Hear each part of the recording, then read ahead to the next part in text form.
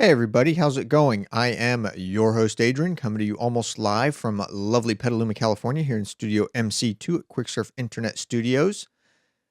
The Geekinator is a proud member of the Tech Podcast Network. If it's tech, it's here. Do feel free to head on over to techpodcast.com and check out all the other technology-related shows over there as well. I'd like to encourage everybody to visit us online over at quicksurf.com. Please do subscribe to the show if you have not already done so. And with that, let's go ahead and get into the cool stuff I found for this episode. Over at Slash Gear, Makerbot rolls out new glow-in-the-dark filament and more. Some of the most interesting and affordable 3D printers that come out of the, some of the most interesting and affordable 3D printers out there come from Makerbot. The company also has a cool desktop 3D scanner that can take just about anything that you can fit on it and create a digital copy of it, allowing you to print your own 3D version. Now, they've announced some new filaments that are shipping, giving owners of the 3D printers new colors and artistic options. It's pretty neat. Definitely check it out. So there are 3 new filaments that will be available online and in the retail Makerbot store in New York. They're made with a special phosphorus dye, and it's called the Makerbot glow-in-the-dark PLA filament. How intensely they glow depends on the intensity of the light used to charge it. So pretty cool. Definitely check it out. From coolestgadgets.com, Swan Security announces the Bubble Bomber Mini RC helicopter. A global leader in monitoring solutions, Swan Security has just announced something that will border on the fun side of things. After all, isn't there a saying that goes something like this? All work and no play makes Jack a dull boy. Make sure that the security line might be fun despite an air of seriousness about it. Swan Security has unveiled their new Bubble Bomber Mini RC helicopter. So it will be able to offer security staff a fun and unique way to carry out missions of their own, where it will arrive complete with the most recent and cutting-edge features of modern remote control helicopter. Apart from that, it would also be designed with Swan's Easy Fly gyro technology, so that's a snap for new users without any experience to take to the skies in a jiffy. So you can get them over at Fry's Electronics. They are $59.99 a pop. The Bubble Bomber has been named so simply because it will arrive complete with a bubble solution and an injector that will be able to squeeze the liquid into the helicopter's undercarriage. So pretty cool. Definitely check it out, especially if you're looking for some, entry-level remote control helicopter fun. From Ars Technica, Google Fiber now explicitly permits home servers. Commercial servers are still off limit, but a business product is in the works. Google Fiber's terms of service now reflect what Google has been unofficially saying.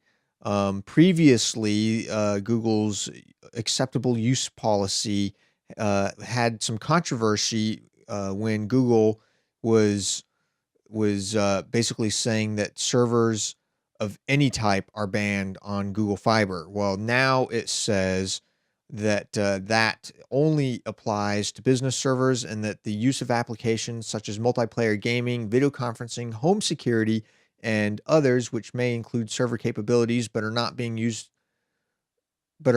for legal and non-commercial purposes, are acceptable and encouraged. So the old policy was any type of server. The new policy is, well, you can run personal stuff. Just don't host a, news.com or anything like that. So it's nice to see that they've kind of brought the acceptable use policy in line with what they've unofficially been saying. From Engadget, 3D printing gets metal with European Space Agency's AMAZE project. If you're interested in the future of 3D printing, the London Science Museum was the place to be on today,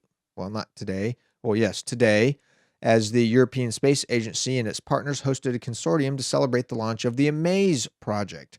AMAZE, which stands for Additive Manufacturing Aiming Towards Zero Waste and Efficient Production of High-Tech Metal Products, is a joint effort to take the next logical step in the evolution of 3D printing, manufacturing metal parts. So at today's event, components made of tungsten alloy were a particular highlight, as the extremely high temperatures of such material can withstand up to 3,000 degrees Celsius would make them ideal for use in spacecraft and nuclear fusion environments. The process of 3D printing metal also would allow engineers to design beyond the limits of traditional metal casting, as seen in the Airbus hinges above. So pretty awesome. Definitely take a look at this, and should be pretty cool.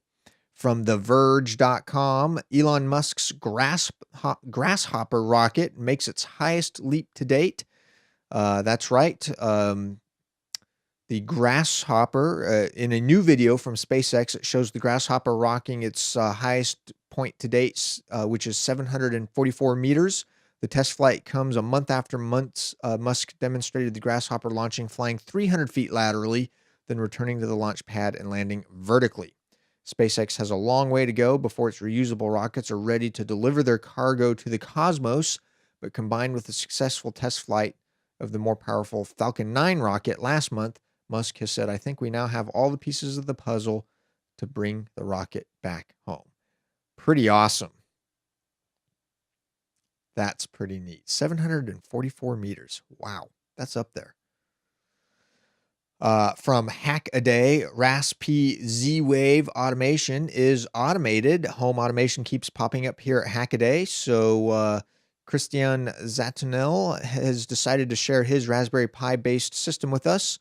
This build takes a firm stance on the automated side of the automation versus control debate. No user input, meaning that there's no user input necessary. He relies on geofencing to detect whether he is driven outside the set radius and automatically turns off the lights and locks his door.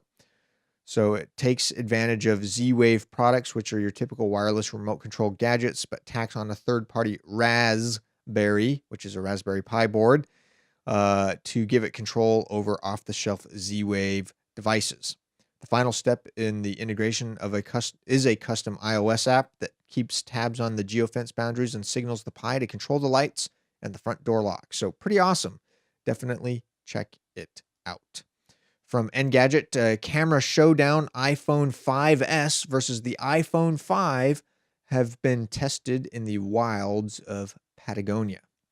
One of our favorite travel photographers, Austin Mann, snapped up an iPhone 5 and flew to Iceland last year in order to pit Apple's latest flagship against its prior king in a bitterly cold camera test. This year, Mr. Mann hopped on a flight down to Patagonia in order to pit the iPhone 5S's sensor against that of the 5. One of the more remarkable findings was the dynamic exposure applied to panoramas with the 5S.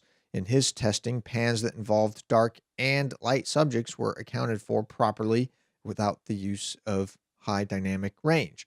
The result was a far more evenly lit panoramic image, whereas prior iPhone cameras tended to blow out a portion of the image to compensate for another portion. So one of the other things is the dynamic range of the 5S is said to be markedly better than on the 5. In post-processing, images taken with the 5S maintained integrity far better than the 5 when using Snapseed to recover details lost in the shadows. Not surprisingly, shutter lag has gone from impressive to non-existent, and the 5S's burst mode is intensely useful, particularly if you're shooting a lot of action. So pretty awesome. I would expect Apple to start, in terms of resolution, I don't really, 8 megapixels is pretty good resolution for the vast majority of what you're going to be taking a picture with on your camera. I